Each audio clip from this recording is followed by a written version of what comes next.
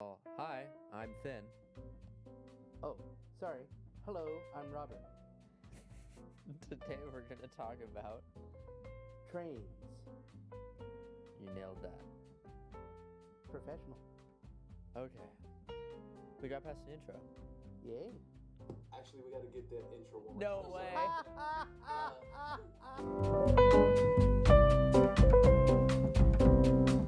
There we go. We nailed take 2 Yay. on the intro. Yeah, well, it's a common feat that you are better on the second take than the first sometimes. Yeah, I mean, when I have done short film work, we've always done like a minimum of 3 takes, Yeah. just in case. Oh, And that's good. oftentimes that third take is Really good. really, really good. Yeah. But instead of doing a third take, how are you doing today?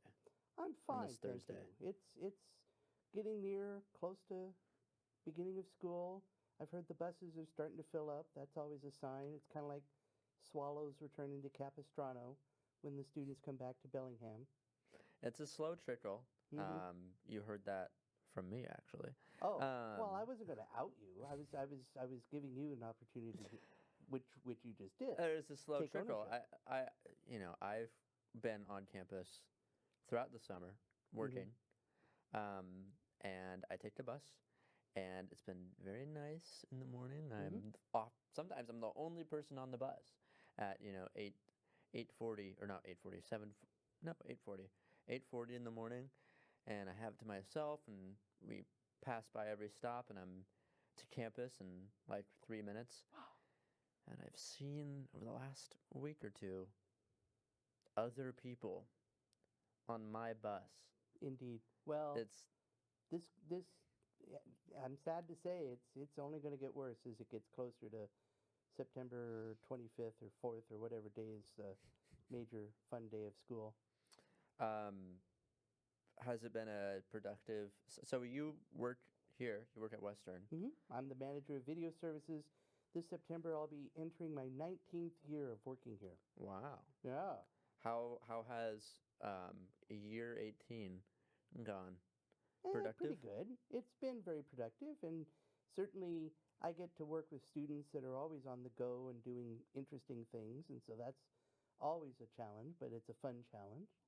So, and I've been working with you on a big project, which Right. we'll be talking about at a later time.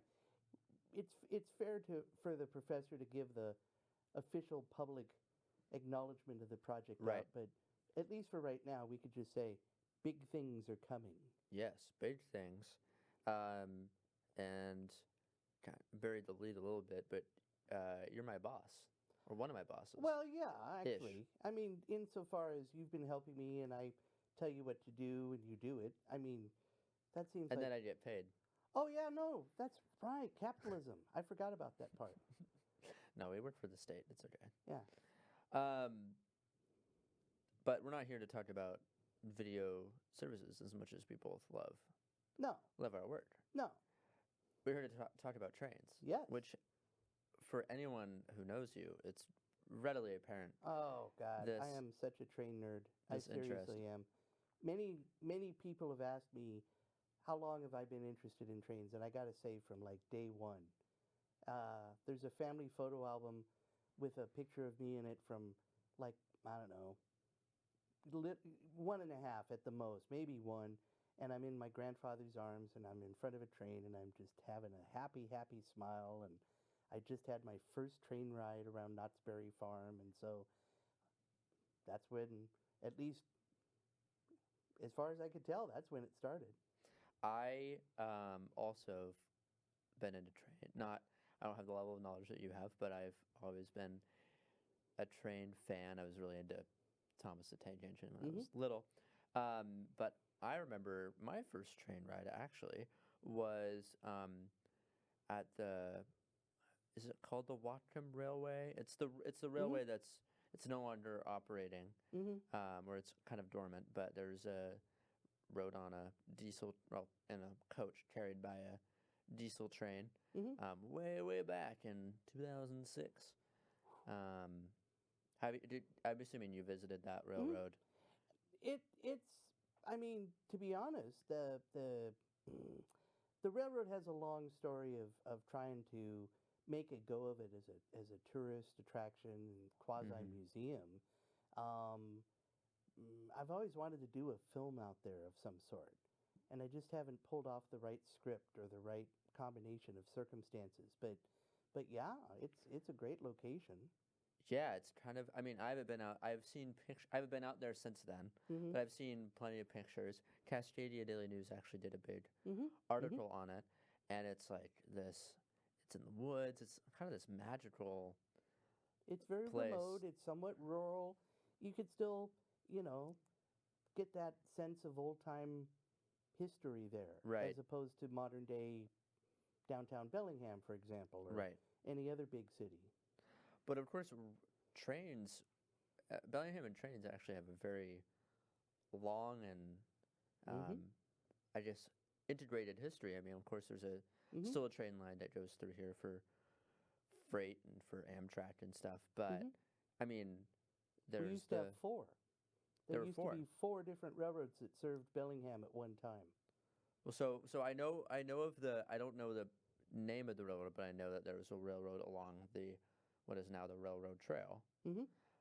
But I guess what were the different?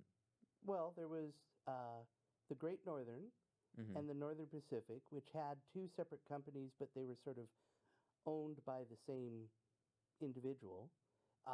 There was the Milwaukee Road, which went up Squalicum Parkway, and Mhm. then there was an interurban, an electric line that went from Bellingham down to Mount Vernon, Oh wow! and then kind of sort of all the way to Seattle. But there was a break in there in the middle of the in the run where they would switch over to some other train, and so. Sure. But yeah, there were four, and actually. They were all going just fine for many years. They didn't start tearing them up until the 70s or 80s. What was the reasoning for? I assume it had to do with economic efficiency, but what was why were they torn up, or why were each of them torn up? Well, Bellingham's changed. I mean, the waterfront especially used to have the paper mill, but it also had before that shipbuilding, the fresh cannery, the fresh fish cannery that was a big one, and just a variety of other industries that were producing stuff, along with timber, coal mining, and I don't know, it just getting freight into Bellingham for people to eat or wear or use. Sure. I mean, pretty much anything that came by train was, or I'm sorry, anything that you would use in a daily life would come by train from some distance away. Right. And then people used it to travel. I mean, again, before the road system was built, even getting up to Blaine or down south to Seattle, you would use the train. Yeah. Yeah, and there are some there are remnants, some remnants of these railways that still exist, like in like where the neighborhood where I live, kind of over by Whatcom Falls. I mean, I don't live in the Whatcom Falls neighborhood, but I live kind of near Whatcom Falls. Yeah. And down in the bottom of Alabama Hill by Mm-hmm. Lake Whatcom, and you'll be walking on a trail, and then you'll see the remnants of what was like a railroad bridge, a big railroad trestles, just Yeah. And like that two giants. line was the Northern Pacific line that went on the north shore of Lake Whatcom, and was the original line that the Lake Whatcom Railway that you were talking about is using. Okay. So what remains used to be connected to that, and Yeah. it's just the it went all the way from downtown Bellingham through the Sunnyside neighborhood, through Whatcom Falls, and then the north part of Lake Whatcom. I don't know, you've probably heard of Blodell Donovan Park. Oh yeah.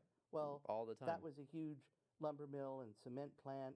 And then on Lake Whatcom itself, there were, again, coal mines and lumber mills all the way around the island, or the lakeshore at different times. Mm-hmm. So anyway, that line was very popular for a while. Well, I remember Bodell Donovan well because when I was little, my favorite part about Bodell Donovan was the locomotive that they had there on display for a long time, a tank engine, if I remember correctly. Yes.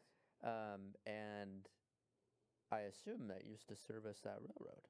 Yeah, it was a little steam locomotive switcher that they used to move cars around, and the plant was always doing something.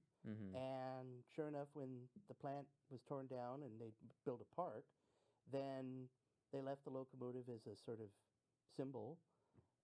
That locomotive was taken down to a railroad museum in Snoqualmie, and it's now sitting down there. Yeah. So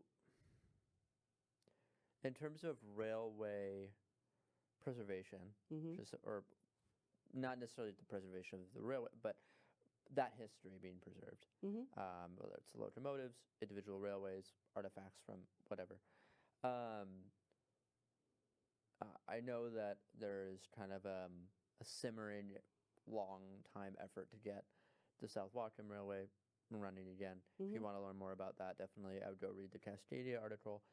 And then there was on a much smaller scale, there was the Bellingham Railway Museum that closed down during COVID. What are some other kind of local restoration or preservation museums or operations or things that are preserving that local history? Not much, frankly. I mean, the idea that the Bellingham Railway Museum was hoping to do some sort of more larger exhibit. They hoped to use that locomotive, the one that was in Bodell Donovan Park, as a sort of centerpiece, or maybe even refurbish it and get it to run. Get it running, yeah. And inevitably, partly because of COVID and partly because those sort of efforts are really challenging, and they didn't quite make it. But needless to say, other areas have been much more successful, and usually what it takes is a lot of volunteers, a lot of seed money, a lot of space. And see, land prices here are so expensive that just getting the land to do something big would be challenging. And you also need a certain amount of existing infrastructure. Right. And like I said, a lot of that was torn up in the 80s. So the logistical challenge to getting something like a restored railway or a large-scale exhibit is pretty challenging. Oh, yeah. Well, I mean, locomotives, even small ones, are many tons, and they need track and signals and specialized people to run them, because the steam locomotive especially is steam under pressure, right? Which you have to know what to do with, or else you make a mistake and blow it up. And of course, they haven't been in active use. Oh no, for commercial use for decades. Well, there are still folks out there, fortunately, that know how to do it. Right. So it isn't a lost art, but it is on that threshold of being one of those, like, how to build wagon wheels or stagecoaches. Yeah, where there are still people that can do it, but it's a really small, maybe not really, really small, but a small number of specialists. Sure. That, are hard to come by depending on where you live. Indeed. Right. But so that's kind of the local side, but you travel around the country to check out these maybe steam locomotives that are still running, or these kind of living exhibits. Yes. You have a photograph. For example, here's one group. This locomotive here is in the outskirts of Denver in a city called Golden, and they started. Back in the 40s, I think, collecting locomotives that were being scrapped and cars, and they bought a piece of land and built a small circle of track and have been running, ever since, these small-scale excursions, but yet because they were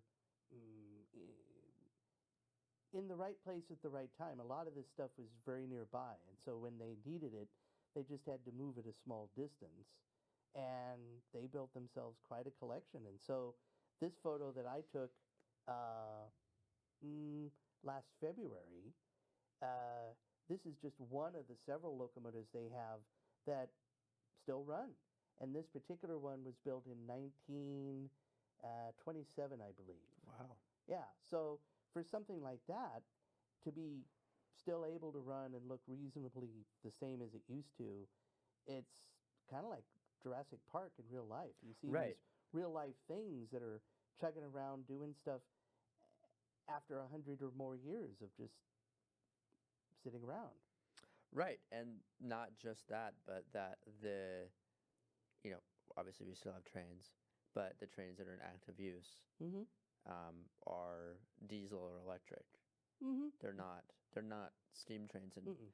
they fulfill the same function, but they're completely different Mhm. aesthetic, Oh, to yeah. put it mildly. Yeah, there's this tendency, again, kind of like cars, to make them more aerodynamic and Right. sleek and stylish, and that's all fine and dandy. But at the same time, they get a certain, like, they look like jetliners, Yeah. and they all look the same, or at least very, very similar, to the point where they don't necessarily have an individual character, kind of like Thomas the Tank Engine. You don't see blue steam locomotives chugging around. No. So that sort of differentiation or specialization kind of gets lost, and therefore it's less romantic, less fun. And I feel there's so much about that era of, and by era, I'm talking about a pretty broad period of time, right? You'll know the years better than I will, but the mid to late 1800s to the early to mid 1900s. But I feel like there's so much personality in both the engines and also even the train cars. Mm-hmm. There's so much that it isn't utilitarian. Right. Wood paneled stuff Right. and names for different locomotives, and like you Mhm. said, like interesting colors and things that aren't really part of what's that? Well, here's another photo that I took recently Sure. of a locomotive, and instead of the windows being square and utilitarian, they're curved. Hmm. And this particular locomotive was built in 1951 or 53. Is this a steam No, train it's a or diesel it's a diesel, but locomotive. it's still older? But it's definitely of that same era that you're talking about, where even when they were building diesels back then, they were trying to make them look like pieces of art. Right. And so there was a definite Art Deco feel to it, with Hmm. chrome and just curved surfaces Yeah. and a variety of other attributes that lend itself to that era, but relatively speaking aren't added to modern locomotives or even, passenger cars today.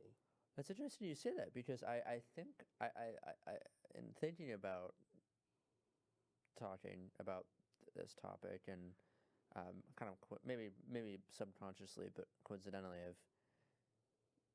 I've done more research, not research, but I looked at, like, have gone down kind of a train rabbit hole of watching train A train videos. track, you might say. Yes, some people may say this, but like, I don't know, I get more train old locomotives on my like Instagram Mhm, feed and stuff, and especially in this context where these engines are not in practical use, Mhm. that they're on display, they really have become art, in Mhm. the sense that it's not as much about, and I think this is probably also true of like preserving old cars, for example. It's not really about, oh, we're gonna keep this train or this car because it's really, really efficient at what it does, but it's it kind of means something emotionally, Yeah. or it visually has a. It's funny if you drive around the state of Washington, let's say, especially in the old mill towns, but not just there, other places as well. It's pretty common to see an old locomotive sitting on a pedestal somewhere with a public park around it or something, and maybe a little plaque giving some historical context. But it's almost like mm, it's it's it's it's more common than you might think, and yet we normally don't do the same thing with jets, for example, or buses. Sure. I mean, there are bus museums, but you don't see buses sitting in public parks with kid slides and seesaws nearby or anything. Yeah. So there's that romanticism that I think we have in general in America that still exists today.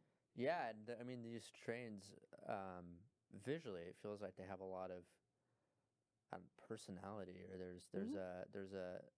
I mean, I don't, the Thomas the Train franchise started off as books, and I don't think that that idea of the core of that idea of these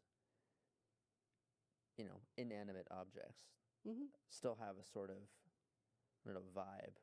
They have a sort of individuality Definitely. to them that is unique from, Boeing 737-900 MAX airliner number 4179. Sure, right. Well, and that's just it. If anything, part of the thing of the nature of building anything at the time, there was much more hands-on individuality. Even if you were building, like, say, 10 of something, they might still have their own idiosyncrasies among that group. And certainly over time, as they were repaired or used or maybe got into a wreck or something, they'd all have their own characteristics over time that made them almost as if they were totally different locomotives instead of things built simultaneously side by side. Right. What are some of the, I guess going a little bit more into what the travel that you've done, what are, if people were to seek out train restoration or preservation places, like what are some highlights? What are some spots that you've been to that are doing some really cool stuff in that regard? So there's a number of places in Colorado, southern Colorado. There's the Durango and Silverton, which is very popular. I've ridden on that. There's another one that's a little bit to the east of it called the Cumbres and Toltec, and that's another narrow gauge steam line that both of them have wilderness area that they run through. So once you leave the city and the general surrounding area, you get into an area that looks every bit as wild and scenic as it did back in the 1800s, and they built the line in the first place. Sure. And so those are two really good ones. You could also go to some really cool museums, like the one I was mentioning, the Colorado Railroad Museum, but they also have one in Sacramento. They also have one, they have a number of them back east. And most of the ones the big ones anyway, have some sort of actual live steam engine or diesel that pulls a short train around and shows off some of the collection as opposed to just having it all be static. Right. Do you want to show your? Oh, sure. So you went to the Grand Canyon. Yeah. Recently. Well, so again, I'm also interested in modern day. Here's a shot of a modern day locomotive that I took near the Grand Canyon, and you'll notice that I'm also very much interested in photography, and so I've been taking photos also of the Grand Canyon, for example. I went with my sister just recently, and we spent a week looking at thunderstorms, trains, and native scenery, native natural beauty. Thunderstorms. So. Oh yeah. What did you get intel that there was going to be a big storm or something? Or so this is near a thunderstorm. This is a railroad bridge that I was near. She has this app that basically identifies where the thunderstorms are, and then you look at the map and see where the roads are, and you try to connect the dots. You don't necessarily go into the thunderstorm because that's dangerous, but you, from a safe distance away, can actually see the lightning and take photos of it, Right. or just experience it, and it's very impressive. I mean, they have a monsoon season in Arizona during the latter part of July, early part of August, pretty much every year. And so this is the second time that we've done that sort of trip where you get a little bit of everything.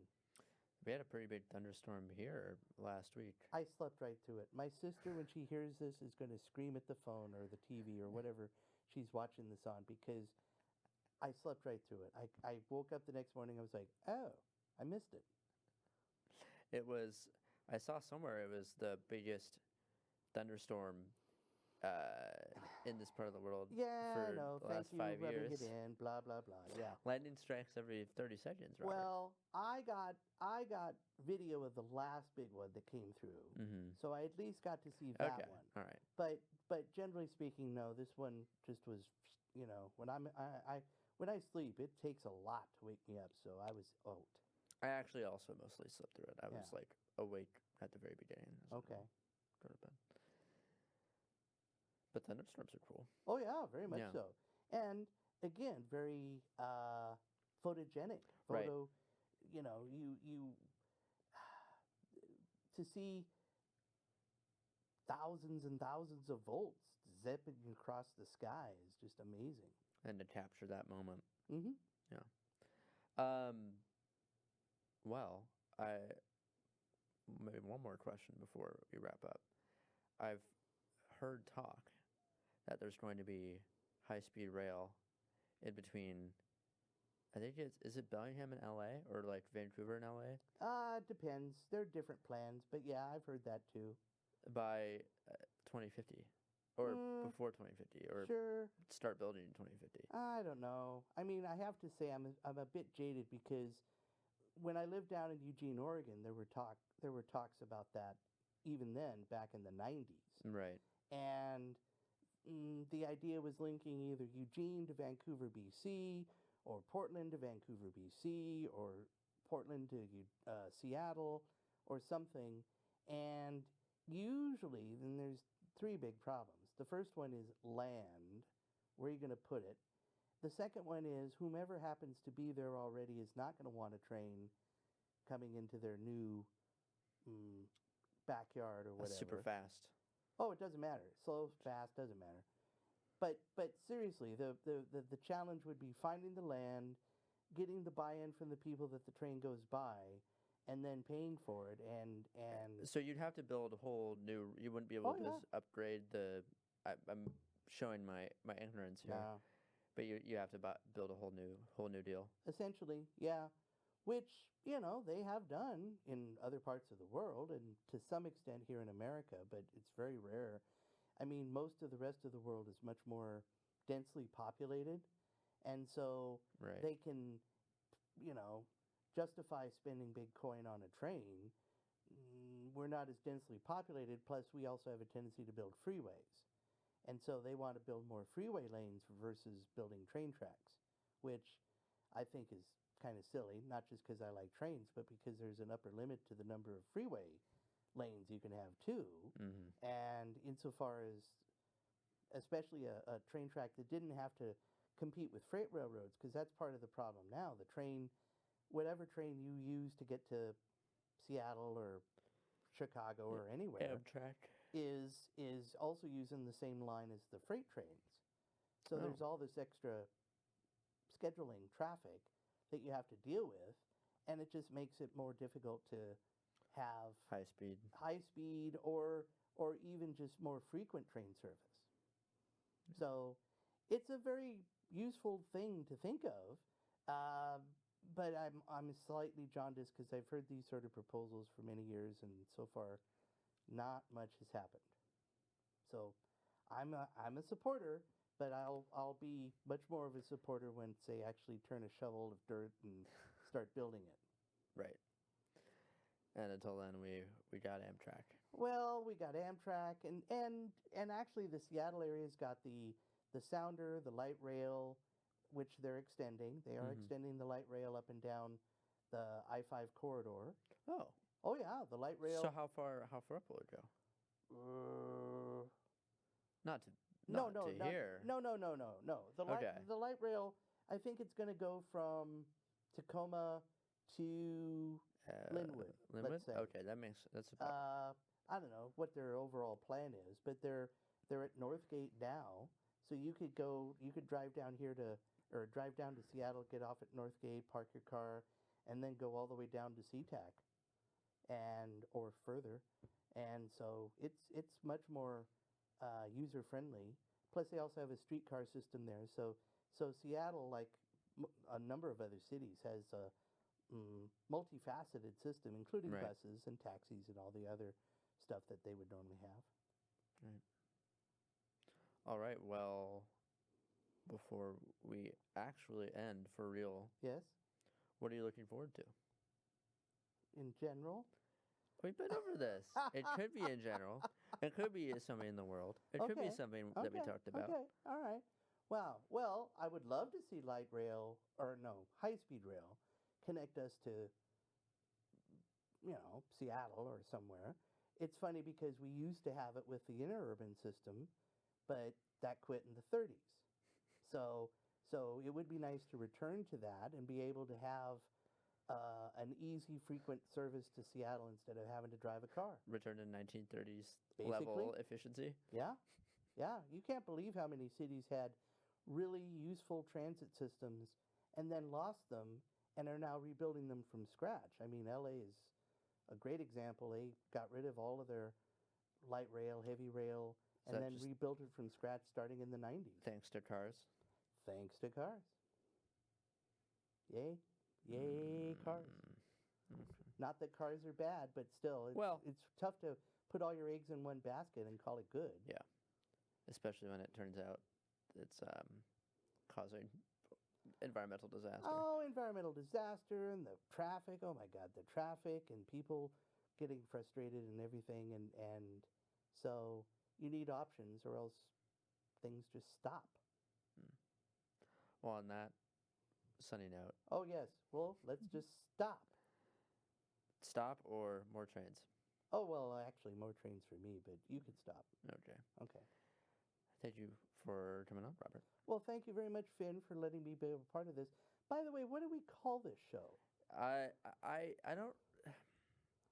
The like working title is Finn and, because every episode title is Finn and. Like for this, it's Oh. Finn and Robert talking Okay. about trains. Right. And like I've done ones like Finn and Maeve talking about movies. Got it. Finn, yeah. So Finn and, but I'm very much open to title suggestions. I don't have one right this second, but I'll think about it. I'll think about Okay. it. And listeners, you could call or write in to, he's on the 840 bus, by the way, just so you know, if you want to see him in real life. Yes, you can approach me in person and give me your recommendations for the show. Okay. Well, thank you for having me on. Thank you for coming on. All right. Bye, everybody. Cool. That was great. That was great. I That was really enjoyed good. that. Yeah. Yeah.